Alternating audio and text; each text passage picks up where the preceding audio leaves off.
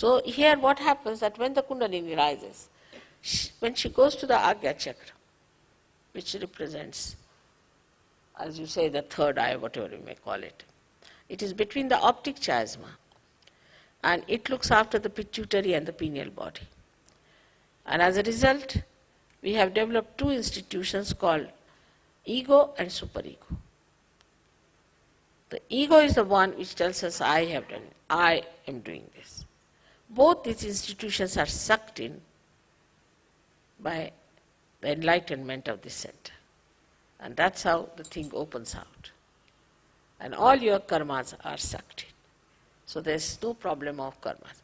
Only human beings think that they are doing karmas. Animals don't. They have no sense of sin or anything. They are completely under the bondage of God. So in Sanskrit they are called as Pashu, means under the bondage. But we are the ones who have got freedom. That's why we think that we have done this and we have done that. We should not do this, we should not do that. But when the Kundalini rises and she awakens the center, then both these things are sucked in. And when they are sucked in, then you do not do any karmas anymore. You just are in a karma. You do everything. I mean, I travel, such a lot, and I have a family, and everything is there. But it's just happening. I'm just seeing it. I'm not doing anything as such. So when you are also awakened, there's no obligation. It's just happening. It is so. Is here where we should understand this center is bestowed upon by the great life of Christ. Christ is there. And they said that he died for our sins, died for our karmas, is a fact. Because when he is awakened, these two institutions are pulled inside. And you get your Kundalini out there. It opens out. And this bone, which has been calcified, opens out and the Kundalini pierces through.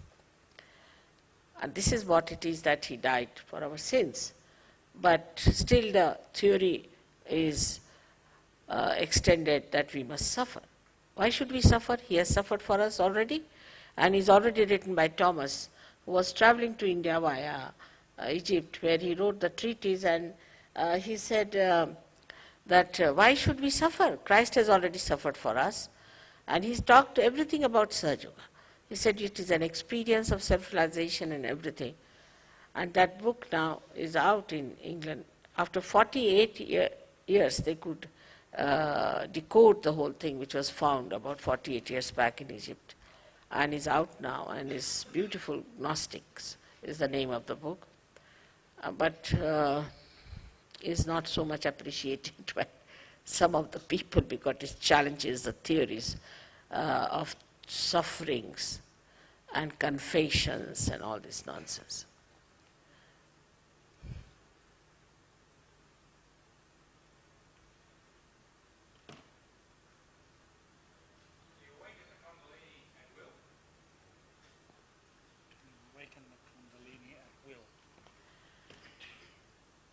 Me or you? You cannot awaken yourself. You see, you have to have one enlightened candle to enlighten another candle. This candle, which is not enlightened, cannot enlighten itself. But there's no obligation. But you can correct. Once it is awakened, you can correct it, you can develop it. First, only few hair-like strands of this energy come up and open the fontanelle bone area.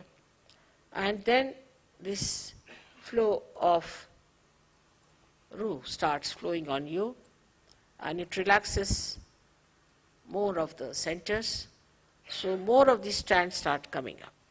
So you can develop it at your will by understanding it. But you cannot enlighten yourself by yourself.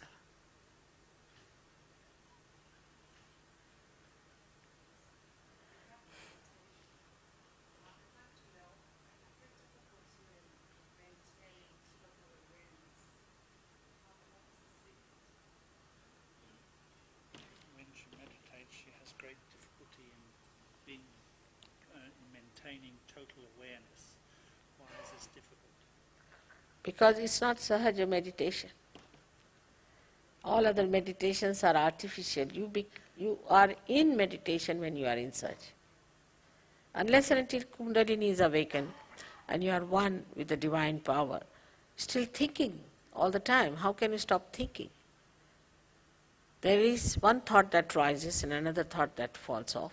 Again another thought comes up and it falls off. It goes on like this, and we are dancing on the cusp of these thoughts. In between the thought there's a little space called as vilamba, is the present. Either we are in the past or in the future. But that is only possible when the Kundalini comes up, then these thoughts become more lean and there's a bigger space left and you remain in thoughtless awareness. And that is how it works out.